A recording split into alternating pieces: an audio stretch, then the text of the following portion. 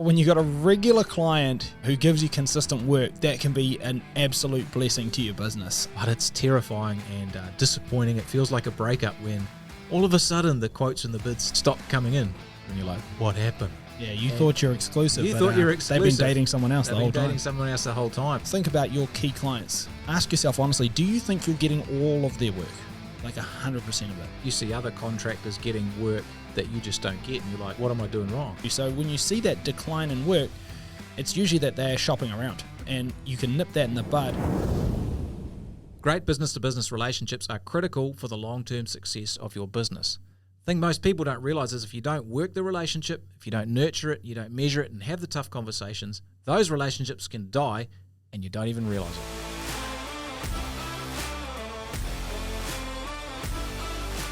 Well, welcome to the podcast with Tony Fraser-Jones, your host, and Phil Smith, my good mate. Your beard's looking fine today, mate. You trimmed it recently. Thanks, mate. Actually didn't. I'm looking I'm looking good today. Thanks, man. Oh. You don't look bad yourself. Anyway, let's get into the podcast. Yeah, what are we talking about? Mate, we're talking about how when you've got a regular client, who gives you consistent work, that can be an absolute blessing to your business. Some of these really great clients that you can have could be giving you even hundreds of thousands of dollars a year worth of business or more. It can be really, really awesome and provide a lot of great opportunities. You can come to rely on it somewhat. You can take it for granted. It's like, hey, I've always got that because this is my good client. We have a good relationship. I'm always going to get that work. And you can almost use it a bit like a crutch. But the thing that you don't realize all the time is that sometimes these good clients can actually go a bit off the boil. Maybe they trend downwards. Maybe they're not giving you all the same work. And you're kind of not sure why. Right, so bit of a risk. It is, and relationship building and client relationships are a massive part of success and key part of marketing and something we talk with our members a lot about. And so there's some nitty-gritty stuff here that's important to know, and I think this is actually really fruiting right now. We're finding that finding work is a little bit more difficult for people. We're having to focus on marketing and sales more. And in this part of the economic cycle when it is a bit slower for some people, not everyone. These relationships become absolutely critical. You want them to be strong so that you can get that good work. And the thing about these we're talking about business-to-business work here. We're talking about, if you're a plumber or an electrician, your general contractors, property managers, real estate people, maybe commercial or industrial clients who give you lots of repeat work or large jobs on a repeat basis. The lifetime value of these clients is high, like you said. Can be hundreds of thousands, even millions of dollars, depending on who they are. So it is, it's critically important. But it's terrifying and disappointing. It feels like a breakup when all of a sudden the quotes and the bids stop coming in. When you're like, what happened? She left me. Yeah. I never saw it coming. Yeah. She told me she doesn't love me anymore. Yeah, she's seeing someone else. Oh, terrible. But it's not you, it's me. Oh, yeah. Is that it? Yeah, I think that is it. Although in this case it is you, bro. Yeah, but she's just trying to be nice. Yeah, that's it. Sparing your feelings. The point is in business, that can become a real reality. And I'm sure you have a story to illustrate this. Actually, we've just started a building project at home. Wife's got me excited about building project. We're building a pool house, which is kind of fun. Something for the kids to have their friends and stuff around. And we used a builder, Adam, 7 years ago to build our home. And we're using him to build the pool house as well. And he put his safety fencing up all around. And he has all his subcontractors, their signage on the fences. And he's pretty much using the same subcontractors as he was 7 years ago. Wow. With the exception of one who ballsed up on our job, the most terrible driveway concrete pour you've ever seen. It still makes me crazy when I look at it. When we're out there playing basketball or whatever with the kids. But anyway, He's not salty, though. So Adam cut the guy straight away, let me tell you. He's put a lot of store in those relationships. A couple of his contractors are people that we've coached as well. So they do a good job, and there's a really tight relationship. 7 years is awesome. And it just got me thinking about, the power of relationships in business is absolutely massive. Obviously, it's working for Adam and the subcontractors. It's a good setup. And that's what we all want, that good repeat business with people we respect, we know, like, and trust, and it's profitable as well. Yeah. So some huge gains if we can get this done. But in this case, if we don't build and nurture really great relationships with these key clients, we can run into issues. Well, the first thing is you actually struggle to secure this type of work in the first place. So, you see other contractors getting work that you just don't get, and you're like, well, well, what am I doing wrong? And they make it look easy. They make it look easy, and you know, you're just frustrated. Why can't they get a good contractor who gives them 10 homes a year? And how lucky they must be. They put it down to luck. And it must be because they're the cheapest price and all that sort of thing. Or the next thing is maybe instead of not getting anything, there's a series of really short-term relationships that just fall over. So you'll find that someone will use you for a few months or a couple of jobs, and then this pattern repeats. And obviously there's something going wrong there. Or maybe you do have some good long-term relationships, but they just break down all of a sudden. And it becomes, like I said, the breakup comes as a shock, and you're like, well, what happened there? What did I do wrong? Yeah. Well, probably something that you didn't realise. Yeah. Or there's another thing to this. You might have a good long-term relationship and it feels good, but what you don't realise is you're actually missing out on a bunch of work from these clients that you didn't know existed. So they've got one or two or three perhaps service providers. Yeah, you thought you're exclusive. You thought you're exclusive. They've been dating someone else the whole time. They've been dating someone else the whole time, and so they're actually doing a bunch of the work as well, and you're leaving money on the table. And at the end of the day, all of these situations lead to less work for you, less cash, less profit, and all the stress and mucking around that comes from having to find other work to grow your business. Yeah, pretty tough, and I think definitely relatable for a lot of people. These are very real and actually quite common outcomes. But on the other hand, if we do have a great system and a great strategy for building and nurturing great business-to-business relationships, man, there's gold in those hills. Well, you're going to be the envy of other contractors because you get work. People just use you, and so you get the work in the first place. You create profitable long-term relationships, and those relationships become like a good marriage in the sense that not everything is going to work all of the time. Even in good marriages and good relationships, obviously there's ups and downs. But with a good business-to-business relationship, you actually work through those issues. You maintain the relationship. If there's a problem, you sort it out. You help each other out, rather than just kind of blame and it all going south. And you get more work. You get all the work from the relationship, and in the end, that's more work for your business, more cash, more profit, and it's easier to build the lifestyle you want with good clients. Yeah, 100%. So I think all that's pretty attractive. If it's not attractive to you, it's attractive to me. You maybe need to think about it again. Yeah. We know with the clients who crush it in our business, they're good at this. Yeah, that's right. And the big guys doing millions and millions of dollars a year, they form really good relationships, and they get repeat work, and they work through issues, and that work multiplies. Yeah, that's right. And it really just becomes the backbone that your business can be built around. And honestly, there's just so much upside. I don't know if you're not seeing that already, then maybe you missed something. So let's talk about how we can actually build and nurture these relationships, because it'll be the and the thing is, there is no luck with this stuff, as you talked about. It's not lucky. It's a quality that people have that they develop. They get really good at this, and they put good systems in place to do it. And there's really two pieces to it. The first piece is want to create them. You got to have a good system for getting these relationships, and then the second piece is you grow them and nurture them to their full extent. And so today we really want to focus on the grow side of it. But in terms of getting them to start with, the key thing here is there's a couple of ways you can do this. You can do it ad hoc, which is like you're driving around and you see a building site and a contractor there, and you pull in and you say, "Hey man, how's it going? Oh, look, I'm this, that, this is my name, and you got any jobs coming up? I'd love to price them." I mean, that's good. That's way better than doing nothing, and should be encouraged. But really what you want to do is you want to plan it out. You get a list of all the people you want to target, all the contractors, and you create a prospect nurture system, which is something I think we've discussed on previous pods. Yeah. And effectively that's blocking and booking time in your diary and your calendar to nurture those relationships. And you do it by a bunch of strategies. It might be email, phone, text, social events, socials, online, morning teas, birthdays, a whole bunch. So you have a sort of a multi-pronged approach to build the relationship and wear them down. Well, not so much wear them down, but build value. Yeah. Make it so I'd say wear them up. Wear them up is actually the best way to put it, because you wear want them up. You build on that relationship. Yeah, you want them to like you, and they start to trust you, and they you can maybe add some value to them, maybe give them some help or design advice for a particular system, and that's how you kick it off. The second piece is the grow piece. Yeah, and I think this is where a lot of the time people can fall over, because we put a lot of effort into building a relationship in the first place, getting some of that work. But it kind of reminds me of a story which happened from a good mate of ours, Taki, right? So he always tells a story himself about how good storyteller. He's a great storyteller, and he tells a story about about his wife actually. And one day she hits him up and said, well, you never say you love me anymore. And he says, well, babe, I told you when we got married, and I thought I'd just let you know if something changed.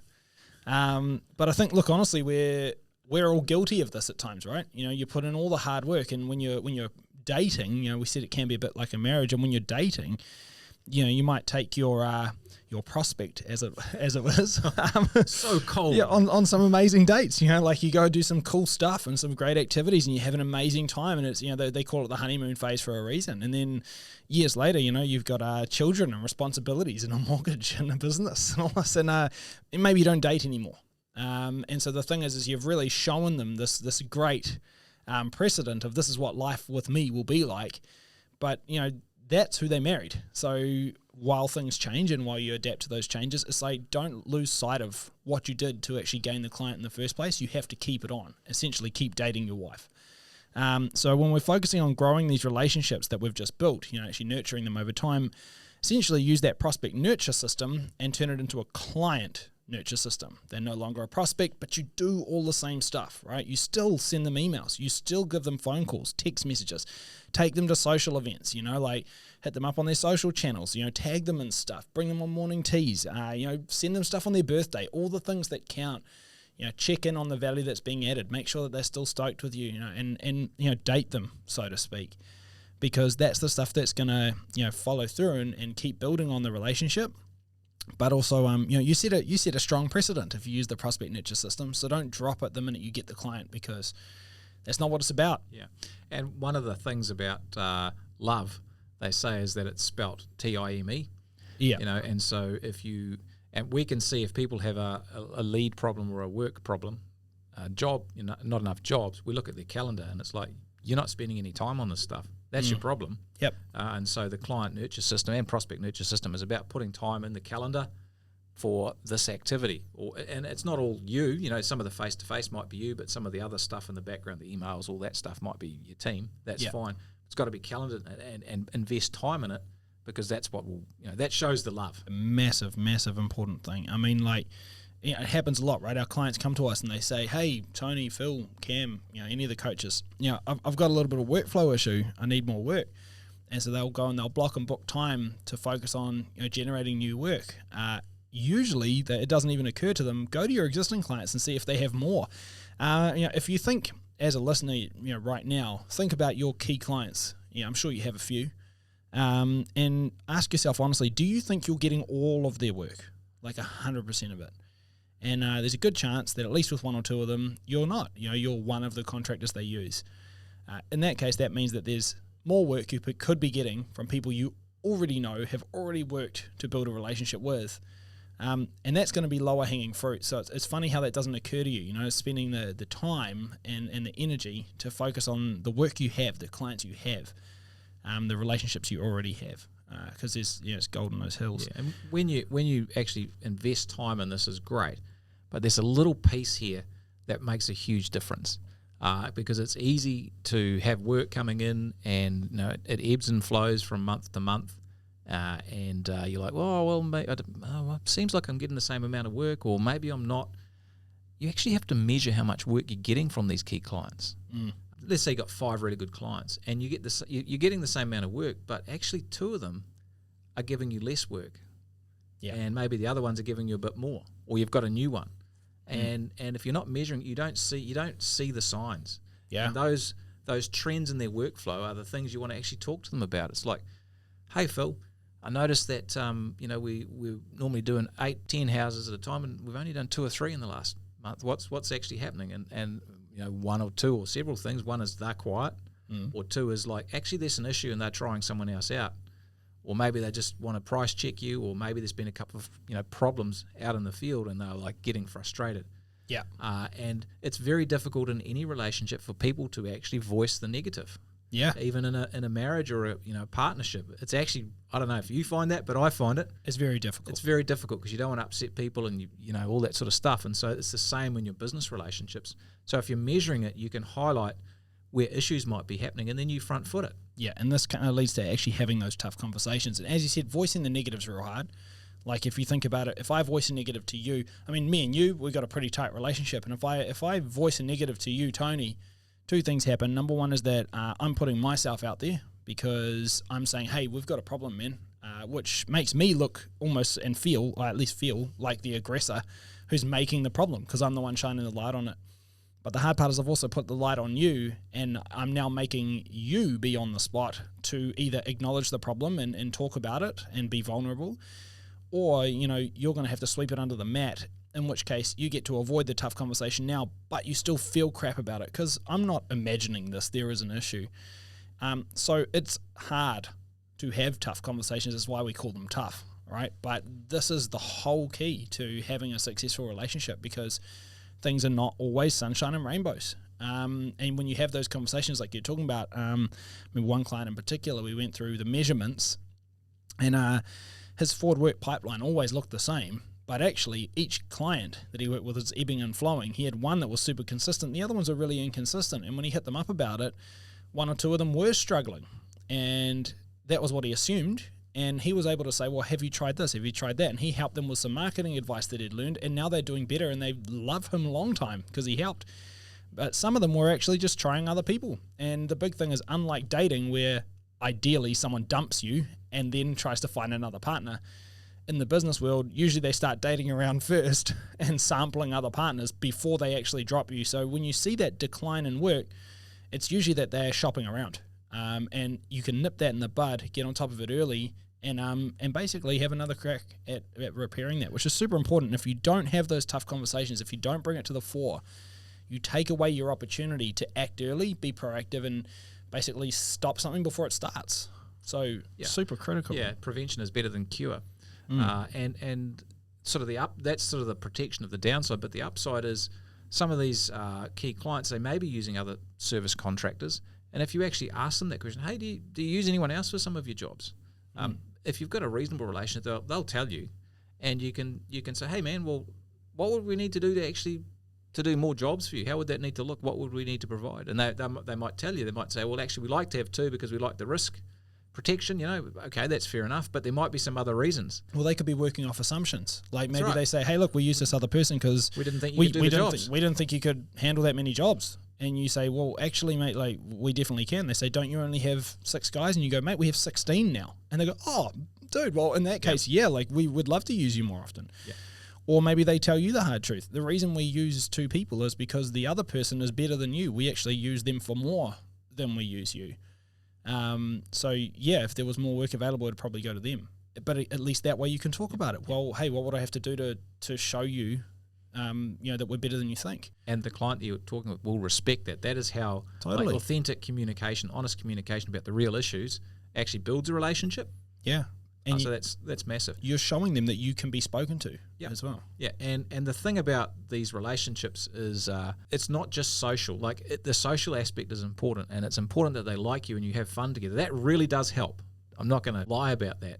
If they have fun with you, that really helps. Totally. But if it's just all fun, all show and no go, then that's a problem. So you want to focus on the actual nitty gritty stuff as well. And we see this on both parts of this process, like we said, with the build and the grow. So with the build, you've done some work to get these meetings or these opportunities to gain a client, and then we find that people in their follow up or in their sales meetings are not asking for work or for ongoing work or talking about how this might look, and so they do a lot of great meetings and good visits, and I'm working on that, and it's just that's all crap. Like, ask for the sale. They know why you're there. You know why you're there. Don't beat around the bush. It actually makes you look dishonest. Next thing is that when you go from there and you're building this relationship, again, don't shy away. Like, hey, are we still doing a great job? Are we getting all of the work we possibly could? Is there more we could be doing? Don't just it's not even just addressing the bad stuff. It's addressing the good stuff. What are we doing really well? How can we do more of that? Could we do this on more projects? Always be looking for how you can build more business. Yeah. What are your plans? Where are you heading with your business? What projects what are you bidding on? All that sort of stuff. Have you set goals for the year? Do you intend on growth this year? If you're working with a general contractor or a builder and they're intending on in their business plan for the year, and by adding 5 or 6, 10 tradesmen themselves, well, that's because they're after more work. Now, more work for them means more work for you, so you need to be able to plan accordingly as well. You don't want to let them down.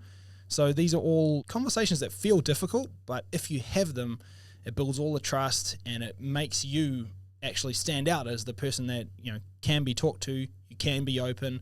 you're open to feedback, you'll work on it, you'll improve, and you'll work with them for a better relationship, which is actually what they want long term. No one wants a professional visitor.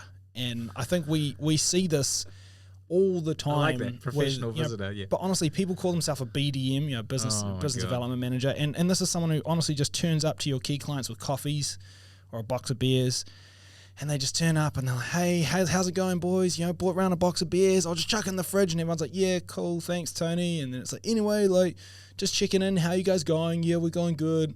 Cool, well, I'll be back next month. I was like, get out of here. Bugger off. Don't waste my time. You're wasting our time. You're getting in the way. Like, thanks for the beers, but can you bugger off now? And then this person's just wasting your money as well, paying them a salary. Like, turn up and talk about something. Have an agenda. Like, talk about how things are going, where you can improve, whether you can do more work. Like, make something of your job. If you have a business development manager and you're not getting increasing volume from your key clients and you're not bringing on new clients, well, then they're a professional visitor. And you can probably tell them to let's get rid of the professional visitor.